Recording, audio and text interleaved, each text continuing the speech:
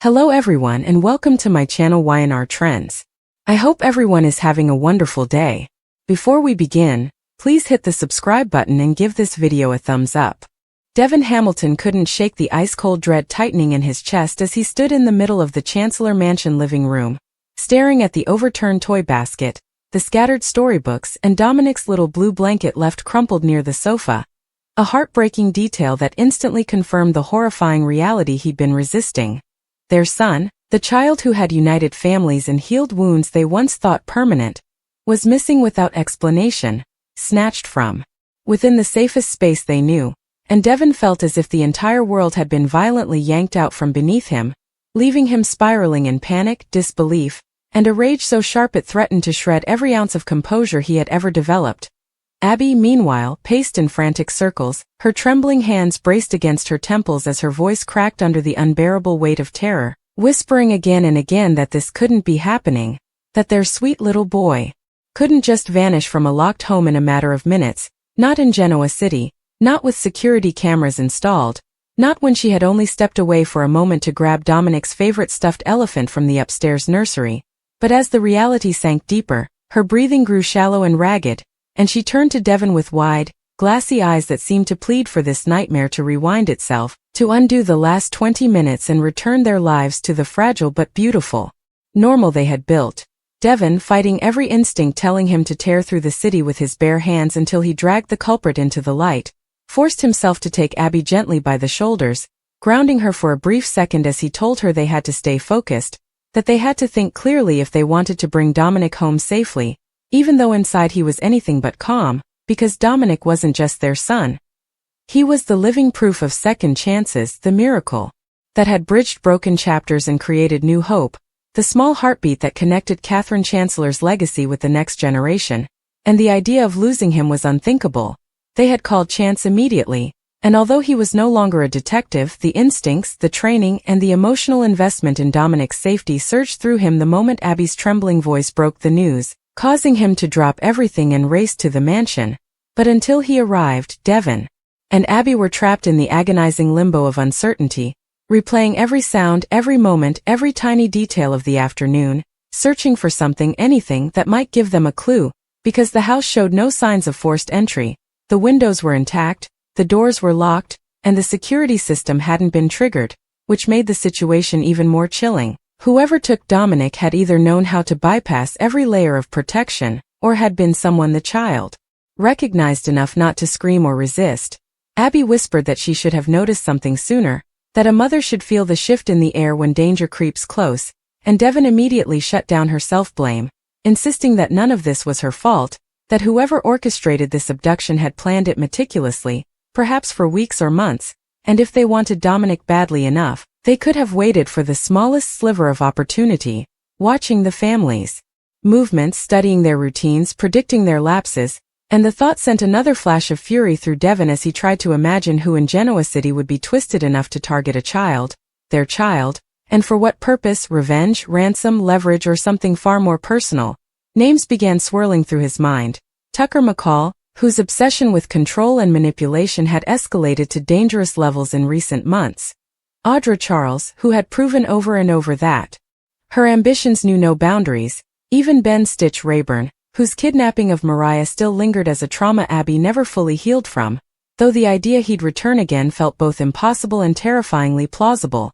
Abby's voice eventually broke through Devon's spiraling thoughts as she said they needed to check the security footage again, even though they had already scanned it twice and found nothing but static interruptions at the exact window of time Dominic vanished, which only deepened the mystery. Someone had hacked the system or jammed the feed, and that level of sophistication didn't point to a random criminal but rather someone with resources, expertise, and a personal motive, someone who understood that striking at Dominic would strike directly at Abby, Devon, the Chancellor Hamilton Newman Abbott web of influence, and perhaps even Victor Newman himself, a man with more enemies than any of them could count, which widened the list of suspects to an overwhelming degree. As Abby choked on a sob, clutching Dominic's blanket to her chest, Devon wrapped his arms around her even as his own hands shook, because they were standing at the edge of the darkest moment of their lives, and he knew that time was already slipping away. Every minute Dominic remained missing increased the risk, and if the abductor's goal wasn't ransom but something more sinister, The window to save the child could be painfully narrow. When Chance finally arrived, breathless and grim, he surveyed the room like the agent he had once been, immediately identifying the signs of a targeted abduction. And he promised Abby and Devon that he would not rest until Dominic was brought home. But even his calm determination couldn't erase the dread in Abby's eyes as she imagined her little boy in the hands of someone who didn't love him, who didn't know his gentle laugh or how he liked to press his cheek against her shoulder when tired, who didn't understand his needs or fears, and she felt as though her heart had been ripped from her chest. Chance asked them to walk through every moment again.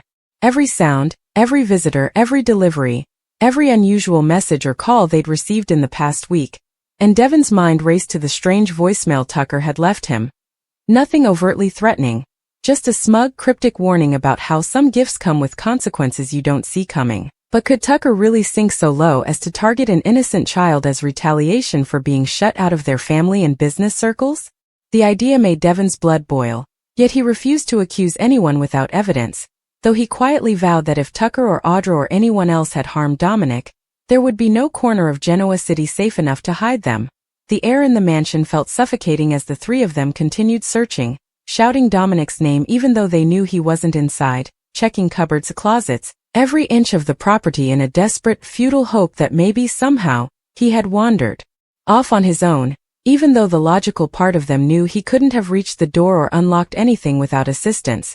And when Abby called Ashley, Nina, Devon called Lily, and the family began flooding the mansion with frantic worry, the sense of dread only magnified, turning the Chancellor home into a swirl of panic, whispered theories, and emotional unraveling as everyone tried to understand how a child surrounded by love, surveillance, and security could suddenly vanish. Meanwhile, Victor Newman's expression reportedly darkened to a kind of cold fury the moment he received the news, and while Abby hadn't yet spoken to him directly, she was too hysterical to face her father's inevitable push for control. Everyone knew that once Victor got involved, the city would be locked down, enemies would be hunted, threats would be interrogated, and no boundary, legal or otherwise, would stand in his way, which was both comforting and terrifying, because when Victor sought justice, lines blurred quickly, and Devon feared the fallout might destroy alliances they'd fought hard to build. Even if all that mattered now was Dominic's safe return. The clock ticked on, merciless and loud, each second carving deeper worry into Abby's voice as she repeated that she didn't feel him.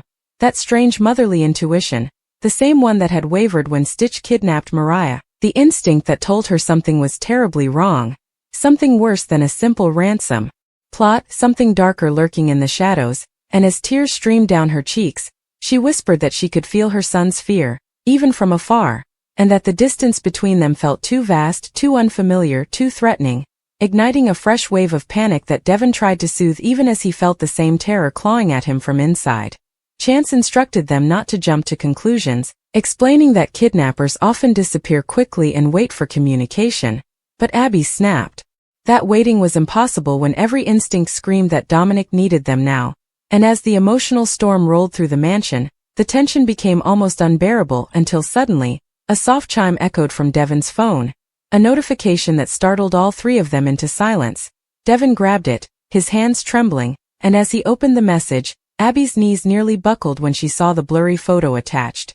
Dominic, strapped into an unfamiliar car seat in a vehicle they didn't recognize, his expression frightened but unharmed, and the message beneath it was chilling in its simplicity. If you want him back, follow instructions. Do not call the police again. You'll get the next step soon. The room erupted in chaos as Abby fell into Devon's arms, sobbing with a mixture of relief and terror, while Chance, jaw clenched, quietly stepped aside to analyze the metadata, the angles, the shadows, anything that might help trace the image without triggering the abductor, because the mention of again suggested the culprit had been monitoring them, perhaps even inside the house recently, watching their desperation, their fear, their frantic calls to authorities, which meant the threat was closer than they imagined, possibly someone who had studied them intimately, someone who understood their weaknesses and planned this with surgical precision. And as the mansion descended into another wave of devastated silence, Devon realized that this was only the beginning of a nightmare that would unravel secrets, expose hidden motives, ignite wars between the Newmans, Chancellors, Hamiltons and Abbotts, and push every boundary of what they were willing to do to protect the child who meant everything to them, a nightmare that would force them to reconsider every ally, every enemy, every shadow lurking in Genoa City, because Dominic's disappearance wasn't just a kidnapping. It was a declaration, a warning, a spark that would soon ignite a storyline that would tear through their lives with devastating force. Devon stood frozen. The chilling image of Dominic strapped into the unfamiliar car seat burned into his mind like a brand seared by fire. But before he could fully process the horror of the message demanding they await the next step, the mansion erupted into a new wave of frantic energy as Abby collapsed onto the nearest sofa, clutching Dominic's blanket as if it were the only thing keeping her tethered to reality, and Chance, jaw tight with soldier-like focus, stepped aside to begin analyzing the image metadata while simultaneously placing covert calls to contacts he still had from his days at the DOJ. But before he could get far, the house security monitor flickered, a glitch that sent every nerve in the room on edge, and suddenly the screen displayed a grainy silhouette outside the property line, standing perfectly still watching. Abby screamed. Devon lunged for the front door, but Chance grabbed him, knowing the worst thing they could do was run blindly into a trap. And within seconds the figure vanished from the feed, leaving only static, as if mocking them with the reminder that whoever orchestrated this abduction had eyes on them and was one step ahead. Moments later, Victor Newman stormed into the mansion, his presence like a thunderclap tearing through the panic-fueled atmosphere. And when Abby saw her father's face, a mix of ice fury and a father's primal protective instinct, she broke into another wave of sobs, unable to form words as Victor pulled her into a fierce embrace, his eyes scanning the room, analyzing the overturned toys, the fear etched into Devon's expression, and the unsettling silence that hung between each person like a noose tightening around their throats. Devon showed Victor the photo, and Victor's face darkened, transforming into something terrifyingly calm, that rare Newman stillness that always preceded the kind of retaliation that left enemies ruined. But before he could begin issuing orders, Chance's burner phone buzzed with an encrypted alert from a secure line he hadn't used in over a year. And when he answered it, the voice on the other end, distorted, cloaked, deliberate, instructed him to deliver a message to Abby and Devon. Stop involving Victor. The boy will disappear forever if you bring him into this. Prompting Victor to snatch the phone from Chance with a growl, only for the line to disconnect instantly, leaving behind a chilling silence that confirmed the abductor was monitoring the mansion in real time. Abby's terror warped into anger as she screamed at the air, demanding to know who was doing this, why they were targeting her son, her family, her life. And as Devon pulled her close, trying to calm her shaking body, Victor turned to Chance and Devon and quietly insisted that the kidnappers underestimated him, that he would not be sidelined, that Dominic was his blood and that he would burn Genoa City to the ground before letting fear dictate his next move. But Abby, panicked by the threat in the abductor's voice, begged Victor to stop, pleading that they couldn't risk antagonizing whoever had Dominic. And for a rare moment Victor paused, because as much as he wanted to take control, the only thing that mattered was his grandson's safety. But before the tension could settle, another unexpected twist crashed through the moment. A call from Tucker McCall to Devon's phone, his voice strangely calm, almost rehearsed, asking whether everything was all right at the Chancellor Mansion. A question so loaded with implication that Devon felt his stomach drop. Yet before he could interrogate Tucker, the call suddenly cut to static, as if someone else had forced the disconnection, leaving Devon and Victor exchanging a look of realization. Either Tucker was involved or someone was framing him with precision. Chance then announced that he detected a digital signature in the metadata of the Dominic photo, one he recognized from an unsolved federal case involving a kidnapper for hire known only as the Courier, a meticulous criminal who never acted alone, always worked through proxies and always targeted families with wealth, influence or enemies who wanted revenge without getting their hands dirty, which meant Dominic's kidnapping wasn't random but part of a multi-layered, paid operation. Abby could barely breathe as she listened, shaking her head in disbelief, insisting this couldn't be happening to her son again. Not after everything Stitch had done, not after all the fears she had fought to put behind her. And Devon swore on everything he had that they would bring Dominic home, no matter who they had to go through, no matter what rules they had to break. But just as they tried to regroup, the mansion lights flickered, then went out in a sudden blackout, plunging them into darkness until the emergency generator kicked in. And when the lights returned, a new message appeared simultaneously on Victor's, Devon's and Abby's phones. A live video feed showing Dominic being carried by gloved hands into a windowless room illuminated only by a harsh overhead bulb, the child crying, reaching out as if he somehow sensed Abby's presence through the screen. and below the video a single line of text read, "He will be moved again in 59 minutes. Decide who you trust." As the countdown began ticking on their screens, the room erupted into chaos again. Abby sobbing so hard she could barely stand, Victor swearing vengeance under his breath, Chance racing to trace the signal, but then another twist slammed into them like a wrecking ball. A text message sent privately to only Abby, bypassing Devon and Victor, reading, "Meet me alone at Chancellor Park. Bring no one. Not even Devon. I can help you. I know where he is." Abby gasped, clutching the phone, and when Devon asked what was wrong, she hesitated for the first time, torn between transparency and the possibility that this message was her only path to Dominic. Before she could respond, the door burst open and Lily Winters rushed inside after receiving word about Dominic's kidnapping, and she immediately embraced Devon, her presence grounding him just enough for him to think clearly. But her arrival triggered another crack in the situation. A second message appearing on Devon's phone alone. "You brought Victor. Now Lily, you don't listen. The next move will cost you." Devon's blood ran cold, realizing the kidnappers were watching not just the property but were tracking every device, every entrance, every person, which meant this was more than a kidnapping. It was surveillance, infiltration, a psychological warfare meant to destabilize them. Victor ordered the entire mansion swept, every wall checked, every device scanned for bugs, but Chance warned him that if the kidnappers were using frequency hopping, cloud-based anonymizers, or signal piggybacking, they might never find a physical bug in time. Abby, however, felt her heart hammering in her chest as she stared at the private message again, unsure whether it was a trap or a genuine lead. But when Devon saw the conflicted look on her face, he demanded to know what she wasn't telling him, and Abby, her voice trembling, admitted that someone wanted to meet her alone, someone who claimed to know where Dominic was. Devon erupted, insisting she wasn't going anywhere without him. But Abby screamed back that a mother would do anything, risk anything, give up anything to save her child, and if the kidnappers wanted her alone, she would go alone, even if it meant stepping into danger. Before the fight could escalate, Chance stepped between them, reasoning that the kidnappers could be trying to separate them, to fracture their unity, to make Abby vulnerable. But he also acknowledged that sometimes abductors contacted mothers first because they saw them as emotionally easier to manipulate. And as he spoke, the countdown on the live feed reached 42 minutes, pressing the urgency even tighter.